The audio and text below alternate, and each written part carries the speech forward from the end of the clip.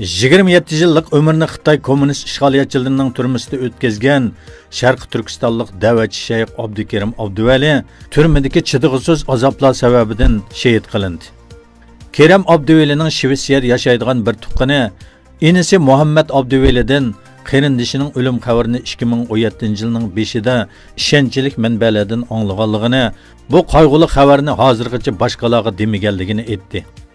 Bununğa qarta Sharq Turkiston informatsion markazining raisi Abdujalil Qarqash bayonot e'lon qilib, shahidlarimizning qini bekorga oqmaydi, Xitoy kommunistlari buning badalini to'lamay qolmaydi dedi.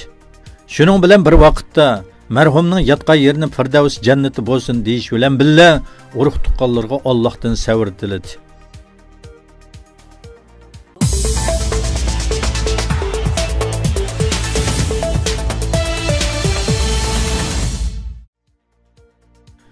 İkinci dekabr İstanbul'daki İyi Partiya rehberleri Şarkı Türkistan'daki Türk qarindoshlarning çekivatgan azap okubatlarını dünyaya anlatish maqsadida Fatih Meydanı'nda namoyish o'tkazdi. Bu namoyishga ishtirok qilgan Şarkı Türkistan Milliy Majlisining raisi Setim Türk Efendi nəhayət muhim söz qilib, bu namoyish butun dunyoda Şarkı Türkistanni maymun o'yinini o'ynatayotgan bugungi kunda Turkiyadagi Türk qarindoshlarimizning har vaqt biz bilan birga ekanligini eslatdi. Dünya Şarkı Türkistan'daki mazlumlarga ko'zni yumgan bo'lsa-mu, Türk qarindoshlarimiz qarab turmadi va butun dunyoga ovozini anglatdi. Alloh bulardan rozi bo'lsin dedi.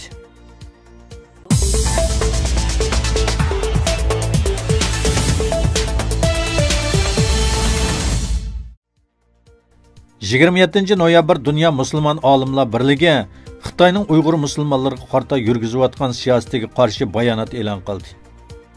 Xitoyning millionlagan musulmonlarni qayta tarbiyalash degan nomda jazo lagerlariga majburiy solab qo'yishi diqqatni qo'zg'amoqda. Jazo lagerda ularning izzat obro'yining dafsanda qilinayotganligi, ularning diniy aqidasidan, milliy madaniyatlardan uzoqlashtirish uchun har xil qabih besimlarni yurgizayotganligi ma'lum bo'lmoqda. Dünya Müslüman Alimlar Birligi Xitoydagi musulmonlar ustidan yurgizayotgan zulmning eg'irligi va bu ahvolning nihoyat xatarlik ekanligini ta'kidlaydi. Bu ahvolga qarta noroziligini bildirdi, shundaqla buning qabul qilinmaydiganligini ifodalaydi. Agar vaziyat mushundaq davom qilaversa, oqibatining Xitoy kommunistlari uchun yaxshi bo'lmaydiganligini ogohlantirdi.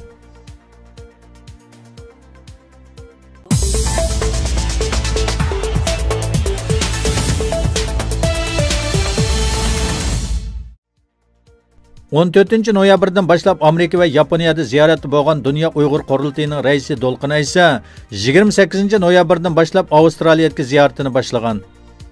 O bugün Avustraliyaning Sidney shahridan ziyoratimizni qabul qilganda oldi bilan Amerikadagi ziyarati jarayonida olib bo'lgan faoliyatlarini bir qor eslab o'tdi.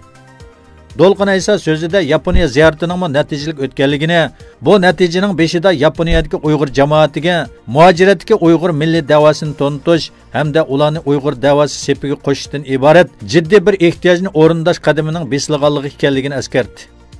O yana sözüde Avustraliya ziyarati jarayonida Avustraliyadagi Uyg'ur jamoati va Uyg'ur tashkilotlari bilan bo'lgan faoliyatlarining bu qitimqi ziyoratning muhim maqsadlarining biri ekanligini bayon qildi.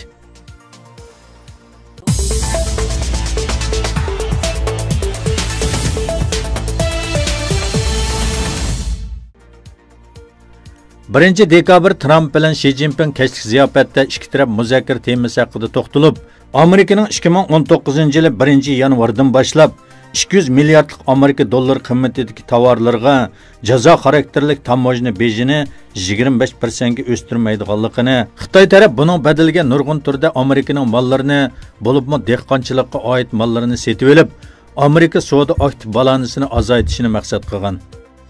İki taraf yana majburiy texnika o'tinib berish, tor hujumi, tor o'g'irligi va mulozimat dehqonchilik sohalarida suhbat ifodi. Yuqoridagi va'dalar 90 kun ichida ijro qilinmasa, Amerika 25%lik tamojna bejini amallashtiradiganligini dedi.